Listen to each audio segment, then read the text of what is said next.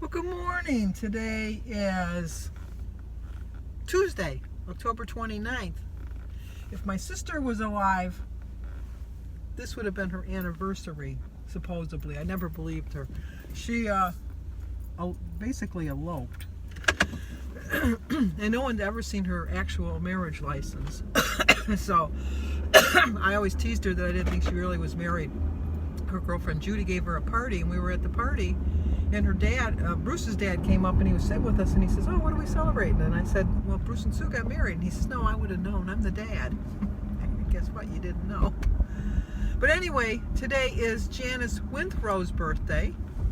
So Janice, you get a song. Happy birthday to you.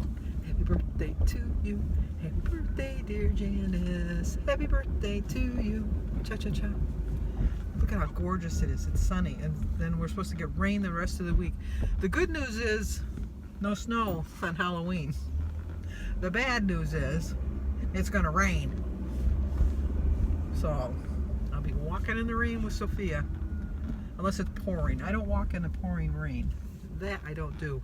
And congratulations to Joan over at Joan's Pointed Plate. She ran a 5K and came in first in her age division.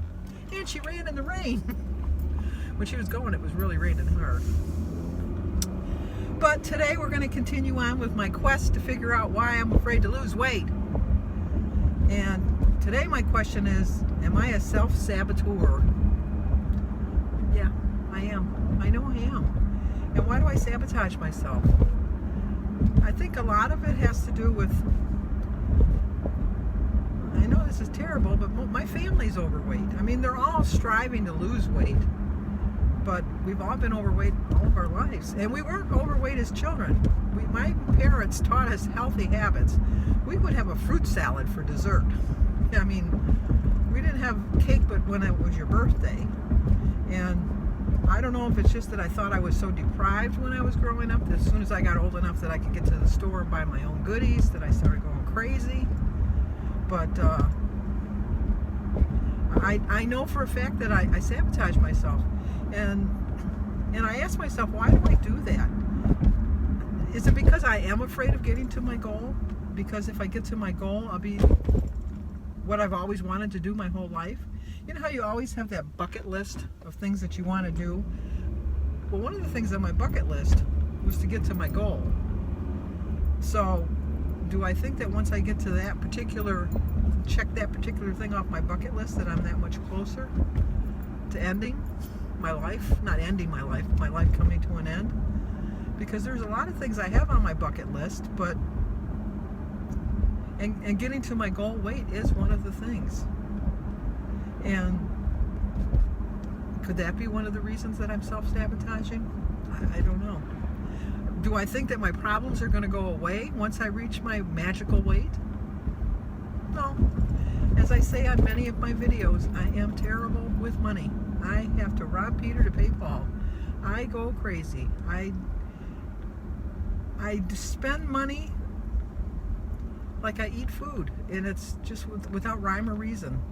I can go crazy just buying stuff when I don't really need it. And unfortunately, I don't buy stuff for myself. I buy it for other people. And I don't mean that as an unfortunate thing. I just mean it's like I don't put myself first. And that could be one of the reasons I self-sabotage, is because I don't put myself first. And I really need to start practicing putting myself first. I really do. Do I self-sabotage because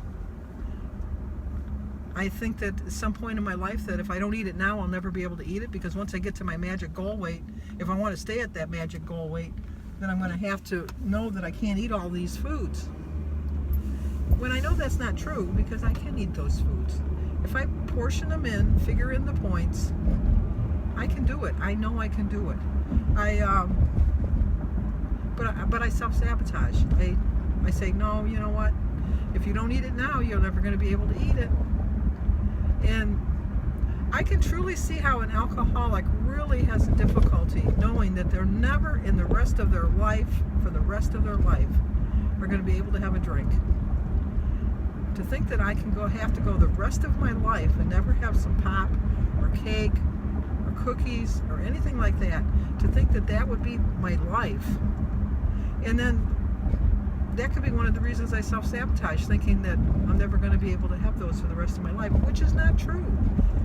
I am a foodaholic, but not in the sense that, I mean, unfortunately, if you're a foodaholic, an alcoholic just stops drinking. A foodaholic, you can't stop eating. You have to eat to live. And I have to figure out, why. Another reason I think that I might self-sabotage, and I don't even know why, but it might play into it, is my anxiety. I have panic attacks. I have probably at least 2 a month. At least, if not more. But I have at least 2 a month. But do I think that if I get down to that magical weight where I was when I did have all my anxiety attacks, that my anxiety attacks are going to come back? That could play into it. I don't know. But I wish I knew. I really do wish I knew. I thought there was a parking spot there, but there wasn't. There's one over here. Let's go over here. But anyway, so those are a bunch of my reasons why I think I self-sabotage. And I have to... Another reason I don't self-sabotage is I think that I don't need to track some days. But that's another subject. That's another day. And we'll be talking about that this week. We definitely will be talking about that portion of my self-sabotage, because that's a major, major portion of my self-sabotage. Okay, we're here, and we'll continue this conversation after my walk. Well, another beautiful walk. I did walk my 2 miles. I did see a couple dog walkers, a couple people out. It's trash day. Gonna rake some leaves. Exciting. And get on with my day. So I'll finish up my little series today. Not finish the series, but finish the part today of why am I a self-saboteur. So stay tuned for that. Well, before I finish up for tonight, I did notice on Facebook that today is Judy Reve and her husband Marcel. They've been together 55 years. So it's their anniversary. Happy anniversary, happy anniversary, happy anniversary, happy anniversary. Happy, happy, happy, happy, happy anniversary. Happy, happy, happy, happy, happy anniversary. You didn't tell me, Judy. If you did, I forgot to write it down. But anyway, I saw it on Facebook. Stalking you once again. Okay, so to finish up my video for today on why I'm self-sabotaging myself, I wrote down 5 reasons that I believe my life will be worse off if I reach my goal, and 5 reasons why my life will be better when I reach my goal. The first reason I put is I don't think it's possible. I really don't think I'm going to be able to do it. I think that it's just a pipe dream, that I really think I can do it. I know I keep saying I'm never going to quit, but maybe in the back of my mind I really think that, you know what, you're really not going to do it. So why are you putting yourself up on such a high pedestal? And why are you like giving yourself such high hopes? Because, no. The number 2 thing is I don't want to have to give up all my foods that I love. I love potato chips and dip and popcorn with the butter. I like the Weight Watchers popcorn. Don't get me wrong, it was very good. But I like a good, like your hands are all full of butter, greasy kind of popcorn, which is not good, which I know is not good. Pop, I love drinking my pop. I have made an adjustment when I go out to eat now. I mean, it's a slight, small adjustment, but I don't order pop anymore. I order iced tea. That's a giant leap for mankind, for me, to tell you the truth, because I just don't like the thought that I'll never be able to eat them again. And I know that I will be able to eat them again, but I won't be able to eat them like I used to eat them. And I think that's a big fear, because if I eat them like I used to eat them, I'm going to gain all my weight back. And I really haven't accomplished, in my mind at least, knowing that I'm never going to not be able to eat them again. It's just I'm never going to be able to eat them like I used to eat them. My third thing is, I think that if I actually lose the weight, I'm going to gain it back again. I've been on so many diets in my life, and I have always, at one point I lost 80 pounds, and I gained not only the 80 pounds back, but I gained another 25. So, and I got so close to Wonderland at that time. I was 202. And I just thought, I can do this. I really can. And then just slowly, I just went into the next set of numbers, and then I'd get discouraged and go into the next set, and then to the next set, and to the next set, until I gained all my weight. At my highest, I was 310. I was 310.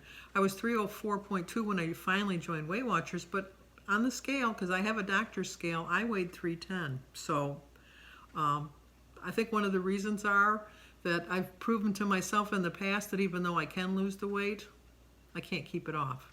So that's a big fear of why I think I sabotage myself. That was 3. What was the 4th one I put? I like being good Monday through Friday. I really do like being good Monday through Friday. I like doing what I want on the weekends. And that's not a good attitude to have, but that's a bit of self-sabotage. And so that's one of the reasons I think I won't succeed, is because I know from my past experiences that I go crazy on the weekends and don't eat enough during the week. I know I don't eat enough during the week because I have to make up for the weekends. So that's it. I know that's it. And the 5th reason is I love going to the water aerobics, and I love going to exercise, to the water walking, and I love my walks every day. I don't like the fact that I have to do that to lose weight. It does sometimes take a little bit of the enjoyment out of it, especially in the winter months in Michigan. I turn my thermostat down at night when I go to bed at like 55. So it's cold. It's, there's no other word for it. It's cold. So when you get out of bed in the morning, there's a chill to the air, if you know what I mean. There is frost on the glass of the windows. But Jim and I like sleeping in the cold. So that's just the way it is. But you don't want to get out of the bed. You want to stay under those covers where you're all nice and toasty warm. And then that's when I really resent exercising, because I love walking in the cold. I prefer walking in the cold. If you watch any of my older videos, you can see me like almost gleeful walking in like 2-degree weather. As long as there's not ice on the ground, I'm out there walking because I enjoy it. But no, that'd be one of the reasons. But now I have to list 5 reasons why I have to stop self-sabotaging myself. And the first one is to get healthier. I am healthier. I know I'm healthier. I feel so much better. I'm going to the doctors for my yearly physical on the 15th of November. I'm sure that my numbers are going to be good because I've been keeping track of how well I've been eating as far as healthier foods. I do like the healthier foods, and I wish I could choose them more readily over the cupcakes and the cookies and stuff like that. But I haven't reached that point yet, but number 1 is getting healthier. Number 2 is I have so much more energy. Oh my gosh, I'm amazed at how much energy I have now. When I got back from my walk today, I not only raked the leaves, I finished winterizing my garden, which I was going to do over a period of a couple days. I got it all done today. I just had more energy today. The third thing is I don't mind getting my picture taken anymore. I mean, I'm still a little bottom heavy. I know that, but most of your pictures are from this way up. This way up, I know all of you always say how thin I look. I'm not that thin from the waist down, but from this, I can see it in my face, especially with my haircut, I can see it. But I don't mind getting my picture taken anymore. And I don't mind getting to the front, although they'll say, you're too tall, get in the back. In the past, I liked that because I was so tall, they had to get in the back. But now I kind of think, I want to show my weight loss off. Number 4 is I do feel that I'm a good role model for my family. My family are disappointed when I don't contact them on Saturday to let them know how I've done.